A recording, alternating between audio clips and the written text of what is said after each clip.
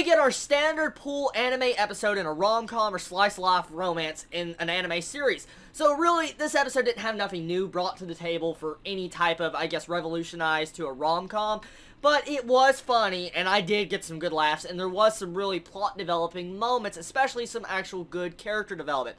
Now, let's talk about some good comedy moments I really enjoyed in this episode. The best moments was definitely with Claude, when he was freaking just gushing out blood over freaking Kurosaki. I mean, when he's like, oh, you developed so much, you just see blood pouring, and the way they do the freaking animation was hilarious. I will say that was a good scene. I like it, and I felt like the entire amount of fan service in this episode was a little bit over the top for my liking, to be honest. I mean, there was some adorable fan service. I mean, yes, there was some good fan service, but mainly this episode was just showing off all the female characters in this episode. Let's just be honest here, everybody. That's exactly what Shaft was trying to do in this episode with the upskirt shots, panty shots, one-shots, whatever you want to call it. That was just mainly a fan service episode. Yes, there was plot in this. Yeah, especially with how we find out that Raku is starting to expect that freaking Onodera is the person that holds the key. So he tries to open the lock, but he finds out, guess what? It's the freaking girl's locker room freaking key. And so he looks like a freaking pervert, gets tied up. Pretty freaking hilarious. I'll say, I love the entire facial reactions when you see Onodera, Kurosaki, and Ruri just see him with the key about to open the lock, and they're like, that's the female girl's locker room. And he's like, and you see his face just distort. It's hilarious. You know, one thing I really love about actual Nisekoi is the facial reactions. I've said this a lot, and I will say it again. Facial reactions in this series is definitely something I look forward to each episode, because the way Shaft manages to produce the reactions are freaking over-the-top hilarious. I mean, for one thing, there was two facial reactions I will say I really enjoyed in this episode. One where, you know, we got freaking the female's locker room key, and then another right at the end when you see freaking Raku getting actual Valentine's, like, chocolate from his entire freaking mafia crew, and he's, like, all depressed. I mean, that picture was so freaking great. I mean, that was hilarious. That really was the way his face just got all sad, depressed. I love that scene so much. It was a good freaking comedy scene.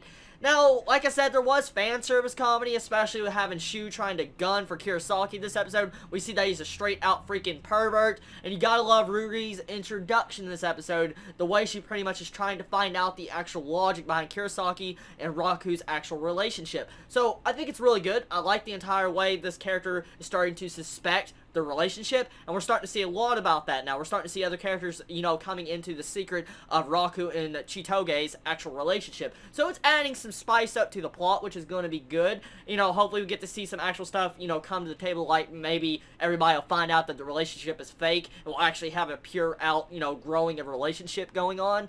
But I do like the circumstances of the way the chemistry is working between Chitoge and Raku. It is really working out, and exactly what Ruri said was my exact opinion on their coupling. I mean, they have bad chemistry, and they also have good chemistry, because they seem to work in some moments, and sometimes they don't, especially when Raku wants to say, oh, you're a gorilla girl, and gets freaking kicked. He deserved that kick so freaking much. I mean, I was so happy Kurosaki just kicked him up into the roof, because he deserved it so much when you're sitting there calling a girl a gorilla girl. So, I can agree with, you know, female abuse, this type of freaking anime. I think that was freaking hilarious. Once again, this episode had a little bit of aggression, I guess, with just character development, but it didn't have much of really a major plot going down, besides, like I said, with, you know, Ruri starting to suspect a relationship, and Onodera starting to really have straight-out feelings for Raku, and Raku pretty much finding out about the lock that, you know, he's starting to suspect her. So besides that, nothing much more I could talk about besides the great animation Shaft is doing. The series still has a slight Monogatari vibe,